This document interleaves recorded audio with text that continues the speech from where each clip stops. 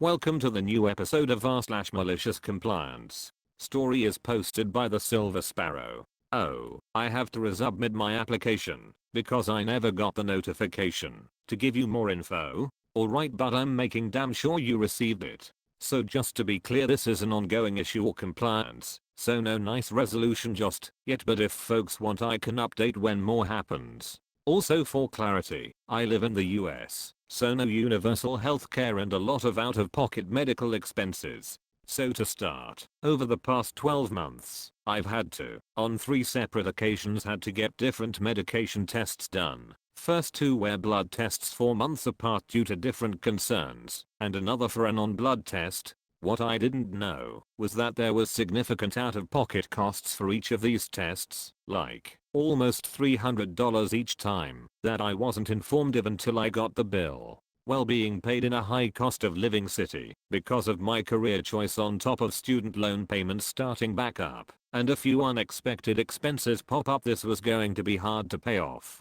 That's when I decided to apply for a financial assistance program through my insurance. Now you would think having such a program would be nice of my insurance, which sounds not even close to razor temporary, and that's what I thought too. So I requested an application, filled it out, and mailed it in back in June. Got a confirmation message on my insurance's app that they had gotten the application and to give them 21 business days to review it. I figured, okay, I can wait, and wait I did. And waited, and waited. Finally, mid-August, I figured I'd check up on the application. And after being bounced around in the phone tree, I finally got to someone in customer services at insurance that doesn't remotely sound like Pfizer temporary, who could give me an answer. Their answer? Oh, we never got your proof of income as requested, so we closed out the application. What request? We sent out a letter asking you to submit proof of income, but since we never got a response, we closed out the application. Mind you, this is not a request listed in the initial application form, nor had I ever gotten a letter or email, call, or even smoke signal from them informing me that they needed this info. But I never got this letter. Well, we sent it out in July, but I never got it. Can you guys please resend me this letter and email it to me again, and not close out my application? As soon as I get it, I'll send you the info, so I would know where to send it, or attach it to the email. The representative agreed, and you would think I get the email and the letter, I submit my pay stubs, end of story. Well, you're wrong, because guess what, email never came in. Checked and rechecked, and was chronically refreshing my email inbox and my junk folder. No email came in. So a few days later I called again. Guess who claimed, again, that they sent the email, which, once again, I never got. Guess who had to call 3 more times in order to get someone to submit the email while I was on the phone with them before I got the email. So I finally got the email, attached my pay stubs to the email, and sent it back. Surely I'm done now? Nope. Within a week of doing this, I finally got the paper letter requesting the info. 1 day later I got a paper letter saying, because I never sent them my pay stubs, so they were closing out my application, again. Well, as anyone at this point, saying I was frustrated and pissed, would not cover it. Keep in mind I still all this time having to make attempts to pay of my medical bills, and it's during this time that the 3rd test had to be done, so the bill grew even higher. I was told that this test was covered by my insurance. Clearly that was not true. So I call again to file a complaint this time and to see what the heck was going on. The duckers claimed I never emailed them back with my pay stubs and I would have to reapply. I was even told at one point, in reference to my complaint, I don't know what you are asking me to do. After I clearly told them why I was upset at this point. So I have to at this point reapply. Okay, I'll reapply and make sure this time there is absolutely no way you can say you never got my application. I went and printed off a month's worth of pay stubs and printed off 10 copies each. Have to be sure I don't forget those again, right? I then printed off 10 applications. Filled them all out, including recalculating how much out-of-pocket medical expenses I've had in the last 12 months. Oh, that test I had after I submitted my application the first time. Can't forget to add that. Oh, I had to refill my prescription and had a copay. Better include that too. By the end the amount listed was more than $200 more than what it was when I first did the application. Now to make sure they get it. Now that following Monday I went into the post office and asked for 10 stamps and to send something via certified mail. Less than $12 to enact my compliance. Every day for that week a letter, numbered on the envelope, an application went out. The same exact application, signed and dated for the same day, same numbers. The only thing different is the number on the back of the envelope, and that on Monday I sent the first one via certified letter. Next Monday rolls around and not a peep from Visa temporary. Oh, let's make sure all 5 letters didn't lost in the mail. Another certified letter, 5 more envelopes and applications with all the same information ready to go. Today I finally got a response via email. Thank you for your application. Please allow us 30 days to review your request. Oh, but this is pretty close to what they said last time. I can't stop sending them in. How will I know for sure they got all the info they needed this time? That is, until they finally approve my application for financial help, like they should have done back in July. After few days, OP post an update. Let's see what happened. First of all, I want to thank everyone who responded, provided support and upvoted my last post. I honestly didn't realize I would get such a huge response. Most of the response was positive, and those that weren't, you know who you are. I didn't expect an update that didn't result in the completion of this saga, and since many of you will ask for an update, I thought I would provide it. So after sending in my 12th application yesterday, this morning after my start time at work I got a call from my insurance. They remarked on the voicemail, since I couldn't answer because, well, I was at work, that they got 2 applications, not anywhere close to the 12 that I have already sent in. 13 after I stopped by the mailbox today. In a confused tone. They also decided to drop another bomb on me. So when I was originally told that they needed more info from me, specifically proof of income, something not listed as a requirement in the application process, I was told they needed my last 2 pay stubs. I get paid every 2 weeks, so this would add up to a month's worth of pay stubs. Well, these clowns have changed their story again.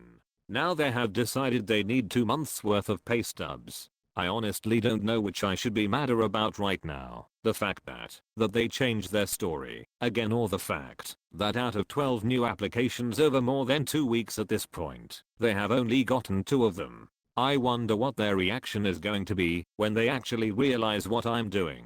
Second story is posted by Ancient Educator 76. That's not the right amount of Frosties? By all means, let me fix that for you. I'm training to be a manager at your friendly neighborhood Menders. I usually do drive-through, but here I'm being asked to do a refund at the lobby register because I know how. A southern, like if Alex Guarnaschelli played pickleball or something. Lady ordered 4 baggy bags, her words, with an extra Frosty. All chocolate. Okay, cool. We make her all of her food, and last second she decides, you know what? I don't want those, they don't look chocolatey enough. Not at all. Okay, fine. We comply. And instead of making the lady give me the credit card to refund the full meal, then ring her up for the meal without the Frosties, about a 50-cent upcharge per, I simply ring up for medium Frosties as a direct refund. This amount has her getting back $12.99. She immediately complained and shouted, hey, Azet, that's not the right amount of Frosties. Enter the right amount of Frosties, and don't cheap out on me. This was roughly translated, because it was a heated moment, but she mentioned something about me being cheap. Also, I never been called an asset for. I'm honored. I was about to explain that she was getting a refund that's worth half her meal, but the asset didn't sit right with me, and made the MC adjustment. You know what, you're right. You had 5 Frosties, the upcharges for the meals, and then the extra one, right? Okay, let me fix that. I took a long time to figure out how to make the refund happen, which required me to take her card multiple times and then show her that I refunded her for her 1 full price Frosty at $2.13 and then 4 more Frosties at 50 cents each, so it's $4.13 back to her. Oh, that can't be right. I told her just how wrong she was, showing her receipts as she realized what a mistake she made, as her food just kept getting as cold as my Frosty flavored heart. TLDR, angry chocolatier misses out on a $9 discount. Sorry because I am typing this hunched over instead of washing dishes RN. Third story is posted by Paddy Cake. Fine then, I'll just take paternity leave. Many years ago, I was a sales manager for the now defunct Circuit City. My wife and I were expecting our first child. This was in 1999. My wife was leaving her place of employment as she was planning on staying home with our daughter once she was born. Being our first child, I wanted to be home for a little while at the beginning, as I was talking to my store manager to arrange having some time off. When my daughter was born, I asked for a week off. I was met with opposition and told I could only have 2 days off because we don't have extra management coverage. Yet we somehow cover people's vacations. This was absolutely ridiculous, and luckily I had done my homework. The way the FMLA, Family Medical Leave Act, law is written, the parents can take up to 12 weeks of maternity or paternity leave, and their job is guaranteed to be waiting for them when they return. I believe this is meant to be combined between the parents, but since my wife was leaving her job permanently and not taking maternity leave, that left 12 weeks available for me to take. Paternity leave is rarely ever done because it is most often unpaid leave. I, however, had plenty of PTO saved up, vacation and sick time. So, I informed the store manager that I would be filing for paternity leave under FMLA and would in fact be taking 12 weeks off and would be using my saved PTO to cover my income. He tried to argue with me, but I told him he should probably go contact HR. He returned later that day and sheepishly asked me if I would accept the week I originally asked for. I told him that I would accept 2 weeks or 12 and that the choice was his. I ended up with 2 weeks, and that store manager learned that, though I was young at the time, I wasn't going to be pushed around, and that reasonable requests should be reasonably accepted. Fourth story is posted by BR4D3NCB. My cable setup is a tripping hazard. Okay, I'll put it on the ceiling instead.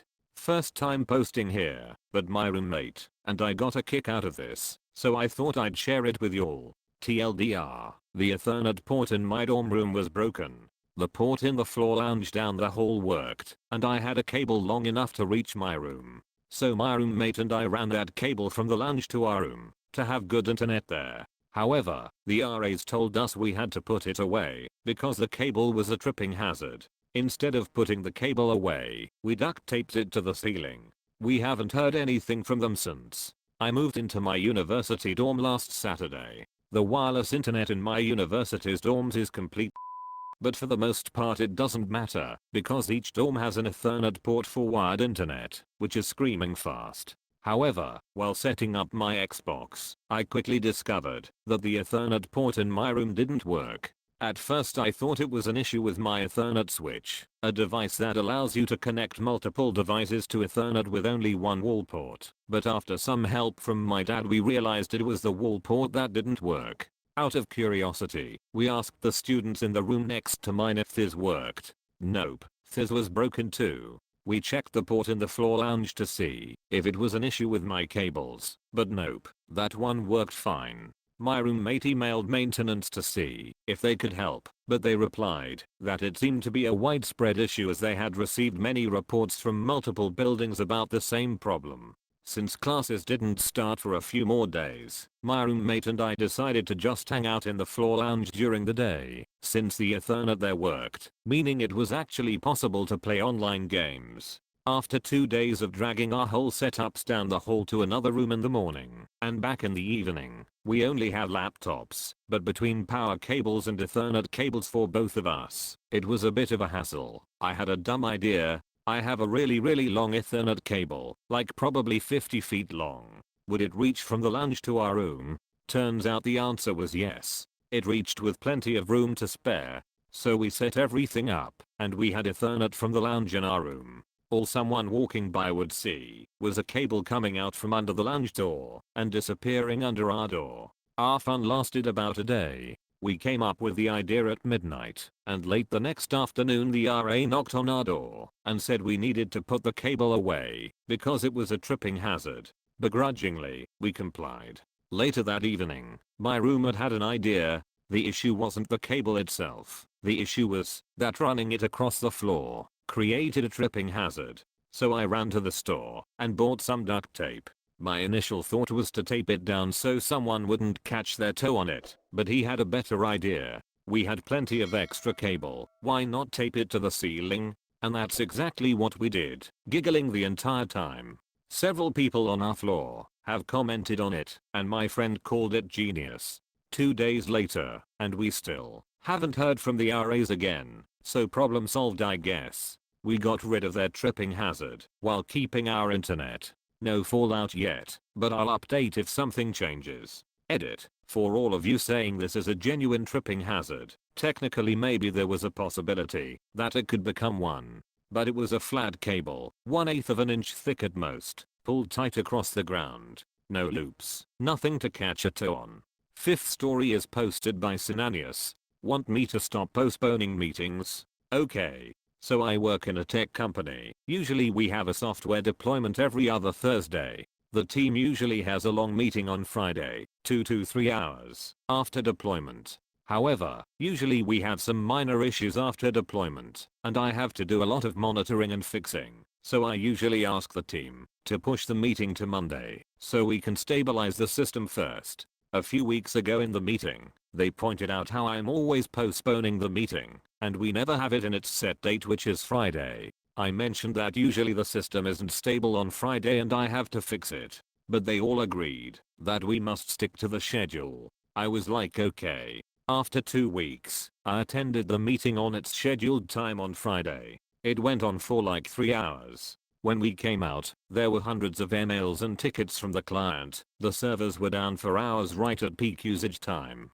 Our clients were pissed and had lost tens of thousands of dollars during that time. The thing is, it was already the end of my workday, so my boss had to pay me a hefty amount for working on weekends and twice the days in leave as a replacement.